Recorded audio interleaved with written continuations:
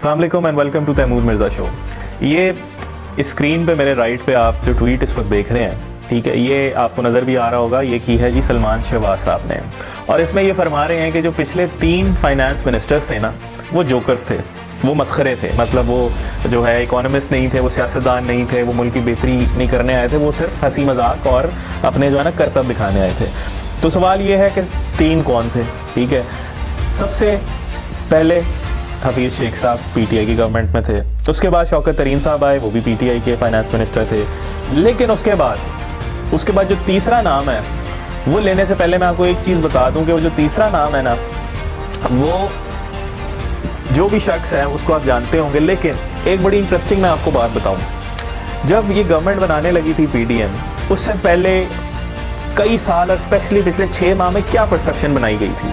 Perception ये बनाई गई थी कि जो इमरान खान है, इसने बेड़ा गर्क कर दिया मुल्क का, इकोनॉमी तबाह बर्बाद हो गई है, महंगाई अपने उरूज पे है और इससे जो है ना मुल्क नहीं चलाया जा रहा। इसके फाइनेंस मिनिस्टर जो है, जिसका मेनली जो इकोनॉमी के जो फैसले हैं वो प्राइम मिनिस्टर और फाइनेंस मिनिस्टर मिलकर करते हैं, और मईशत का पहिया और उसकी जो पॉलिसीज़ हैं वो बनाते हैं और उसको फिर एग्जीक्यूट करवाते हैं आगे अपनी काबीना से और बाकी ब्यूरोक्रेसी से। तो ये तमाम चीज़ें जो हैं वो तबाही के दहाने पे हैं। तो इमरान खान को या तो इलेक्शन करवाओ या हम ला रहे हैं तहरीक, अदम एतमाद की तहरीक लाएंगे और इमरान खान को घर भेजेंगे। उसके बाद हम आएंगे और क्या होगा, हम जब आएंगे तो हमारे पास बड़ी तजर्बाकार टीम है, हम बड़े ज़बरदस्त लोग हैं, हमने कई दफ़ा जो है वो हुकूमती मामला चलाए हुए। ये तो इमरान खान तो ये तो नाअहल आदमी है, इसका तो बिल्कुल जो है ना, इसमें तो कॉम्पिटेंसी की नाम की चीज़ ही नहीं है, इससे तो चलाना ही नहीं आता मुल्क, ना इकॉनमी ना हुकूमती मामला।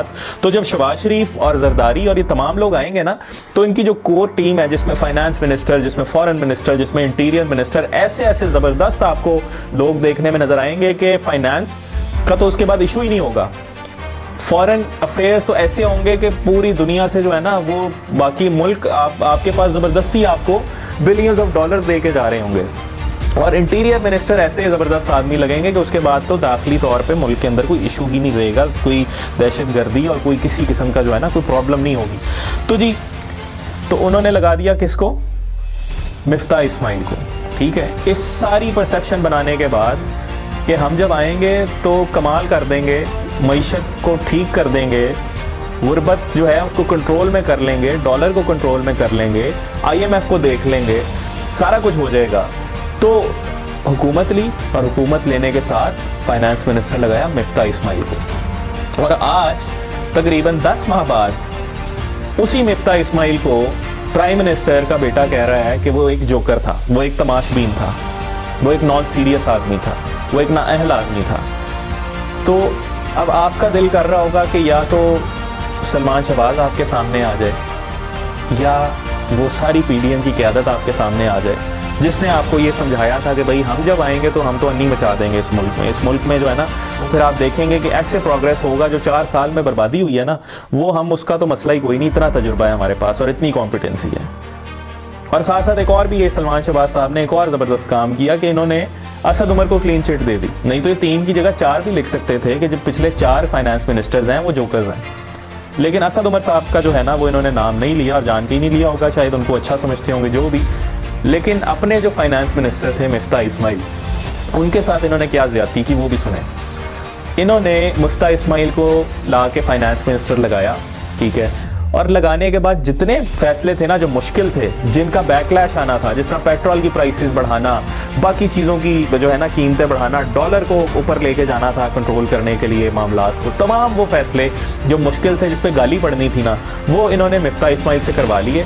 उसके बाद जब अब सब्र का टाइम था, जब अब मज़ीद जो है ना अवाम पे बोझ नहीं डालना था, और जब बल्कि थोड़ा सा पेट्रोल नीचे आने की कोई गुंजाइश बन रही थी, आलमी मंडी में तेल सस्ता हो रहा था, तो एन उस टाइम पे ये अपना जो ख़ानदान का जो एक वो सिस्टम है ना, पूरा फैमिली कॉरपोरेशन का जो हिस्सा है इसहाक डार, ये इसहाक डार को ले आए, ठीक है। और उस टाइम पे लाए जिसके चंद हफ्तों बाद इन्होंने पेट्रोल सस्ता करना था। तो जब पेट्रोल सस्ता करना था तब इसहाक डार साहब आ गए।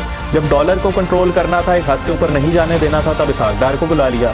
जहाँ पे गालियाँ पड़नी थी, जहाँ पे महंगाई होनी थी, जहाँ पे मुश्किल फैसले करने थे, वो बेचारे मिफ्ता इस्माइल को इन्होंने टिशू पेपर की तरह उससे काम लिया और फिर उठा के फेंक दिया। अब वो बेचारा जाके पॉडकास्ट में और मुख्तलिफ शोज़ में अपनी बेबसी का इजहार कर रहा है। एक शरीफ आदमी, उसके साथ जो तो इन्होंने किया है, वो उसका जो है ना खुल के तो नहीं कर सकता, लेकिन वो दबे लफ्ज़ों में बता रहा है कि भाई ये कितने जालिम लोग हैं। ये आपको क्या, आप ये जो सपोर्टर्स और वोटर्स इनके लिए मारे मारे फिरते हो, आपको क्या, ये तो अपने फाइनेंस मिनिस्टर को नहीं ऑन करते। और फाइनेंस मिनिस्टर आप जानते हैं कि बाकी तमाम चीज़ें प्राइम मिनिस्टर देखे ना देखे, फाइनेंस, फॉरेन और इंटीरियर, ये 3 ऐसी वजारतें हैं जो एक तरह से प्राइम मिनिस्टर खुद चला रहा होता है। Prime minister day to day affairs को देख रहा होता है, स्पेशली फाइनेंस के, क्योंकि फाइनेंस ही तो पूरा मुल्क है, पूरी मईशत है, पूरी इकोनॉमी है। सारे फैसले जो हैं वो फाइनेंस से लिंक्ड होते हैं। आपने प्रोजेक्ट्स बनाने हैं, आपने पॉलिसीज़ बनानी है, आपने कोई भी चीज़ करनी है, तमाम चीज़ों के लिए आपको फाइनेंस मिनिस्टर के साथ चलना पड़ता है, उसकी तमाम चीज़ों में उसके साथ डिस्कशंस करनी पड़ती हैं। और ये खाली मिफ्ता इस्माइल था, मिफ्ता इस्माइल के साथ पूरी एक टीम थी, जिसमें मुसद्दिक मलिक थे, जिसमें शाहिद खाकान अब्बासी थे, जिसमें शहबाज शरीफ थे और इनके बहुत सारे लोग, वो शामिल थे तमाम फैसलों में। क्या मिफ्ता इस्माइल खुद बैठ के फैसले कर रहा था और आपको बाद में बताता था कि मैं आज ये कर रहा हूँ, मैं कल वो करूँगा, मैं इस तरह से पेट्रोल बढ़ा रहा हूँ, मैं ये कर रहा हूँ? ये तमाम चीज़ें प्राइम मिनिस्टर करवाता है। तो आप क्या अपने वालिद साहब को जोकर कह रहे हैं यहाँ पे? क्योंकि वो भी फिर अगर तबाही मिफ्ता इस्माइल ने की या वो जोकर है, तो फिर आपके वालिद साहब भी बराबर के हिस्सेदार हैं। तो उनको भी आप कहना चाह रहे हैं कि वो भी जोकर हैं, वो भी मस्खरे हैं, वो भी नॉन सीरियस हैं, वो भी इनकॉम्पिटेंट हैं। तो ये असल में जो है ना, ये है जालिम सियासत इस मुल्क की, कि इस्तेमाल करो एक शख्स को, उसके बाद उसे उठा के फेंक दो। और जहाँ पे बात आई फैमिली की, अपनी फैमिली पॉलिटिक्स की, डायनेस्टिक पॉलिटिक्स की, वहाँ पे सारे शरीफ फैमिली के दरवाजे बंद। अगर बात इसाकडार पे किसी ने तनकीद कर दी तो वो जोकर हो गया फ़ौरन ही, ठीक है। और किसी और पे तनकीद कर दे तो ठीक है, किसी फैमिली के बंदे पे ना करे, क्योंकि मुस्लिम लीग नून जो है ये बेसिकली एक सरकारी जमात नहीं है, बल्कि ये एक ख़ानदानी जमात है। और ये इन्हीं हरकतों से बार बार इसी चीज़ को साबित करते रहते हैं। थैंक यू, अल्लाह हाफ़िज़।